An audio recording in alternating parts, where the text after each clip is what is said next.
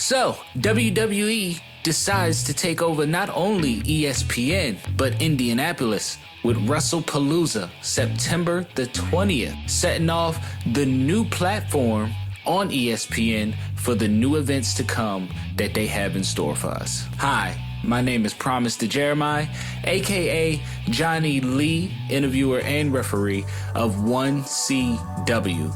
And today, we're gonna dive into WrestlePalooza. I'll be giving my predictions on what I believe is going to happen at WrestlePalooza, far as the winners and the losers. Shout out to Common Casual Wrestling for bringing up this conversation about what's going on in the WWE while it's leading into the new platform, ESPN. So one of the matches that is taking place is the Usos versus the Braun Breaker and Bronson Reed. My predictions on the dub and the L, who's taking what home, it's a little iffy. It's really iffy. But if I had to pick, I think I'm gonna go with the Bronze. The way that the storyline is just playing out for me, it's showing that rough side, that tough side, that mean side, that I'm getting a little bit tired of all of this side out of Jey Uso. Jimmy and Jay are finally reuniting officially to take on this battle against Paul Heyman and his clan division. However, the way things are planning out with Roman on the sidelines, we can clearly see that Roman, due to how he's being treated, he's definitely being pushed as a babyface. But come on, he's clearly still a heel. We just happen to love him now a little bit more than we did during the 4-year reign. But due to how Jay is showing a change of heart, I think I can honestly go with the fact that not only is the Usos gonna take a L, but we're gonna start seeing a little more of a fed up side out of Jey Uso. Now, this is one thing that we've been waiting for a very long time. And no, I'm not talking about the people involved. I'm actually talking about the match itself. We're starting to see the return of mixed tag team matches in the WWE. What better way than to have a couples versus couples match? I mean, sure, we've seen it a lot when mixed tag team matches were around back then, but this one is just a little bit different.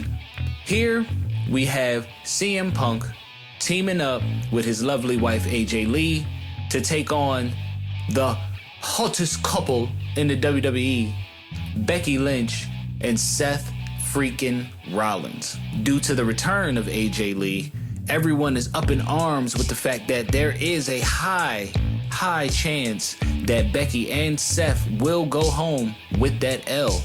CM Punk, AJ Lee will go home with the W. If I can just throw a wrench in, what I'm getting from this story is that AJ Lee is gonna be around for a season, but she won't be around as long as we would like her to be. Due to this storyline that's being given to us, we have to remember that nowadays, society lives in the day of now. I need this, I need that, I need 1, 2, and 3 now. And don't take too long to give me that climax, and don't take too long to explain yourself. I need it in, need it fast, in and out. Okay, what's next? So my prediction, definitely, I'm gonna go with AJ Lee and CM Punk. I mean, we waited too long for AJ. Not to mention, with CM Punk in the mix with Becky and Seth, we see a lot of the old school, a lot of the past era superstars making their return. After all, NXT Homecoming just happened. Plus, we won't have everything. We won't get everything that we want. And what is the one thing that we want from AJ Lee? You said it. We want her to stick around, run around for a season, and possibly gain a shot, win, and gain a championship. Mid-card title, that would be cool, but we all know it would be record-breaking, history-making if AJ Lee added herself to the list as one of the women's world champions. A man can dream, right? Now, some people may say that this one Some people may say that this one is up for debate. Some people may even believe that it's one-sided. Some may even go far enough to say that they're gonna get rid of one. But I don't think that's what it is. Here, we have the vacant title match, Io Sky, Stephanie Vacar. What on earth could be in play here with one of the most famous, entertaining, and talented Japanese wrestlers going one-on-one with Mexico's own? If I had to throw my 2 cents in it, I think Stephanie is definitely walking out with this W. Why Io Sky not take the W and she's gonna take the L? I'm just looking at predictable storylines and unpredictable ones as well. We have a lot going on in the back. Friendships, relationships, partnerships, business, taking turns for the better and for the worse. It's been a lot of speculation about change in the tag team division. The tag team division, in most people's eyes, isn't getting that much shine or love that they deserve. So when it comes to Io Sky is real close with Rhea Ripley. They're almost sisters. Only thing separating them is blood. But then you also have the Kabuki Warriors themselves, Asuka and Sane. They are best friends, family even, with Io Sky. But regardless of, Io Sky is making a point to her family that, yeah, there's love there, and I respect all of you. But at the end of the day, I still have something to prove, and I need to show the world that I am worth every minute in that ring, and I deserve every title that I earn after that 1, 2, 3. Not a problem, but however, Asuka is showing a lot of motherly love to Io Sky. A little bit concerned, maybe worried about Io, but more importantly, she's becoming very overprotective of her people. She even made it clear to Rhea, but not to get too sidetracked, the winner between Io and Stephanie, gotta go with Booker T's favorite, man. Now I know what you're gonna say. Promise, how can you even say such a thing? Because it's right there in my face.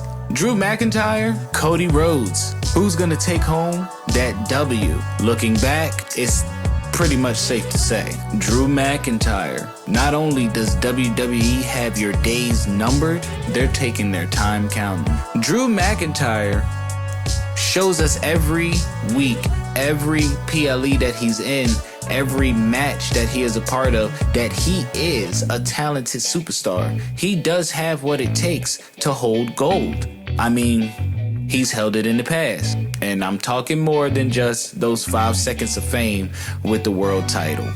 The way that he pushes the narrative on how he's always right and he can see things coming around the corner before it makes it there, I gotta admit, just because you know and just because you're right, that's a good thing.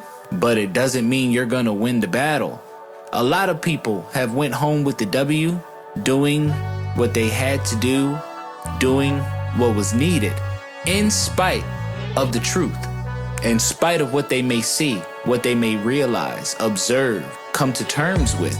No knowledge is power, but knowing everything doesn't make you a winner. He's gonna have to step his game up to go up against Cody. But more importantly, he's gonna have to eat this L. Cause the W, hands down. Plus, it's too early in the storyline. Cody Rhodes definitely is walking out WWE champion. Now, this part of the story, I don't really see why they are pushing this. Brock Lesnar, one-on-one with John Cena. The never seen 17, arguably the greatest of all time. The GOAT.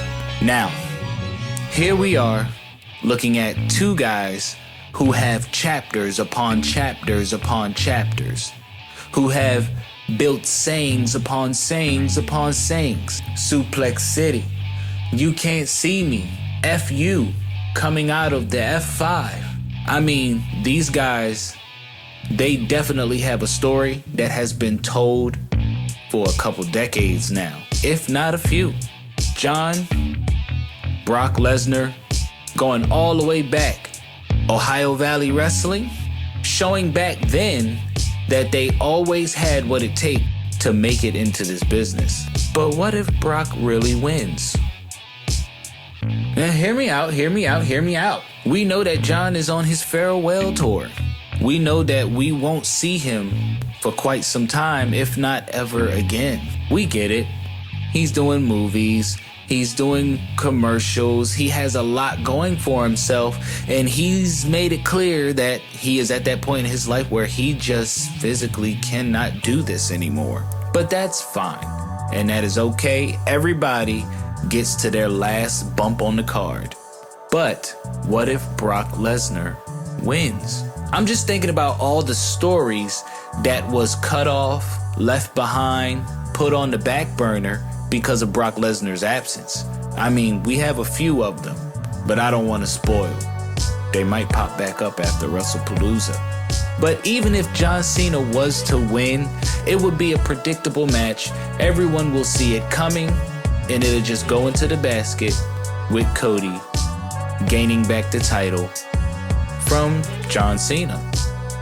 We all would love to see John do an effortless dub sweep on his way out the door. But if you really want to get me invested, if you really want to show me a good time, Mr. Levesque, you will push the narrative that wrestling is in fact a sport by bringing in a UFC fighter and letting him conquer your greatest of all time. So yeah, I have a feeling that John Cena will take this dub home. But if I had to put my predictions in it, Brock Lesnar will come out on top in Indianapolis. Well, I believe that covers it. We went through all the matches. I gave my predictions. Shout out again to Common Casual Wrestling for the opportunity to give my 2 cents on what I believe is to happen on September 20th in Indianapolis on the ESPN network. But more importantly, thank you for giving me a chance to express myself and give my opinion. But if you want to see more content from me and others, feel free to like, comment, share, and of course, subscribe. I'm Promise the Jeremiah, and I'll see you next time. Oh, and to catch some brilliant, amazing, non-stop action of independent pro wrestling, come and tune in to the DSN Network and on the YouTube channel 1CW Pro Wrestling so you can see what you're missing.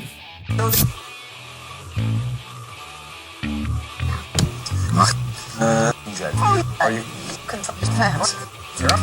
Decide. The Jeremiah Production.